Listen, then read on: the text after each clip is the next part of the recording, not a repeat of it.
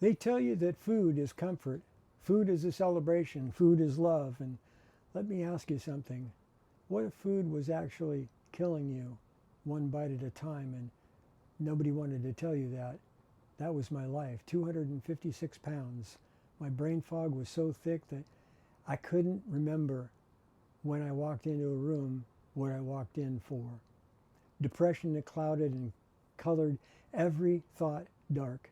And food thoughts were running every single hour of my day. What was I going to eat? When was I going to eat? How soon could I eat again? I wasn't living, I was dying a little every day, and I didn't even know it. Hi, I'm Steve, and welcome to another down-home clean carnivore video. Let's be real. Nobody wakes up at 256 pounds and thinks, yeah, this is fine. You wake up and your knees hurt before your feet even touch the floor. You avoid mirrors. You buy bigger clothes every time telling yourself, well, this is just temporary.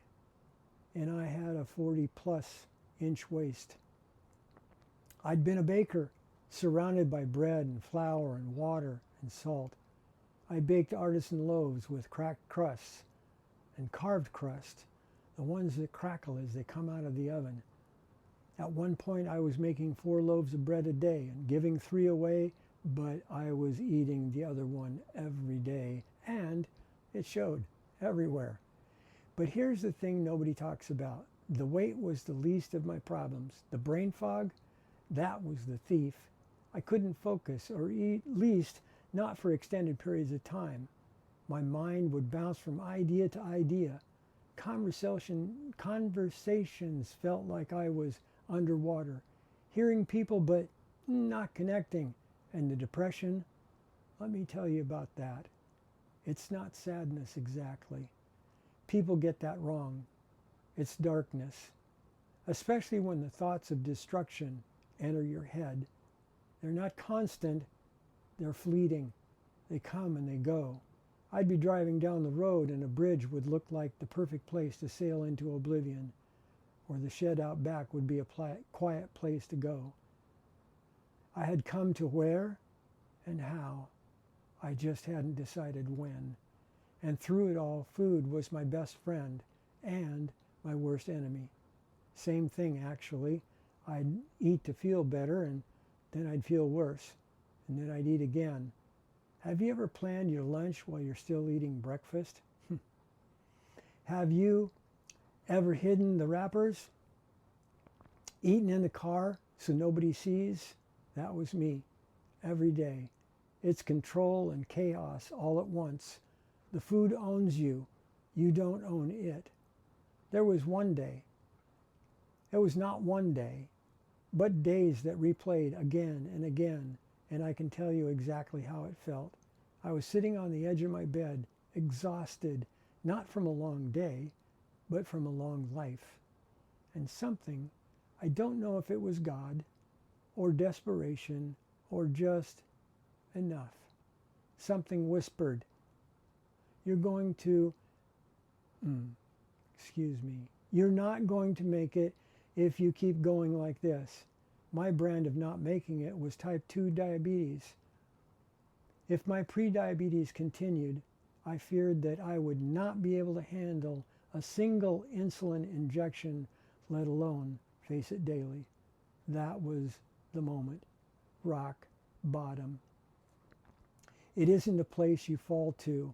It's a place you recognize, and once you see it, you can't unsee it.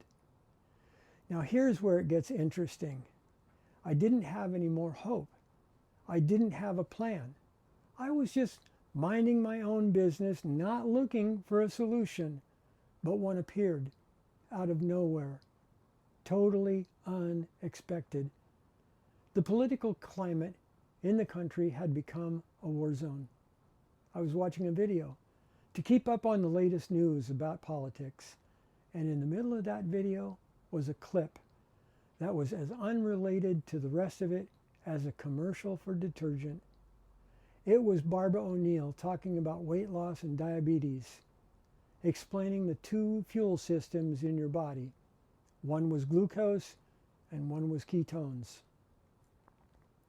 It wasn't food that was the problem. It was the kind of food. For the first time, I began to understand that the body runs on two different fuel systems, glucose and ketones.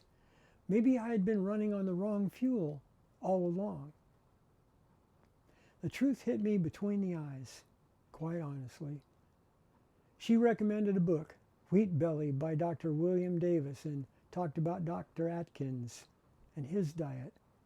I read those books, and I walked confidently into a low-carb way of eating. If the wrong foods were making me sick, maybe the right foods could help me heal. Barbara O'Neill said in that video that the body will heal itself if you give it the right conditions. And if you're still listening, bless you. Avoiding diabetes and other chronic illness is serious business. Here's a bonus tip before you get started. Get your labs. Get them done. Check your fasting glucose. Check your A1C. Get a baseline for where you are today. Those numbers will become invaluable because they give you something to compare against your health as you improve. You can't know how far you've come if you don't know where you started. Stay until the end and I'll tell you what's coming next. I don't know how you got here. Maybe you're heavy and tired. Maybe your mind is foggy and you can't shake it. Maybe food owns you too. But I'll tell you, what I wish somebody had told me on that day I sat on the edge of my bed, you're not broken. You're not weak. You're not too far gone. Pull up your chair. Wrap yourself in a blanket. You're welcome here. Walk with me.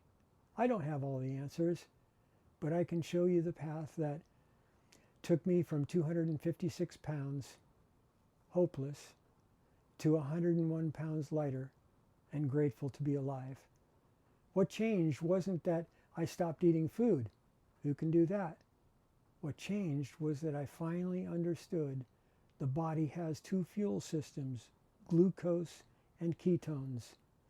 For years, I was running on the wrong fuel and paying the price in obesity, brain fog, depression, and declining health.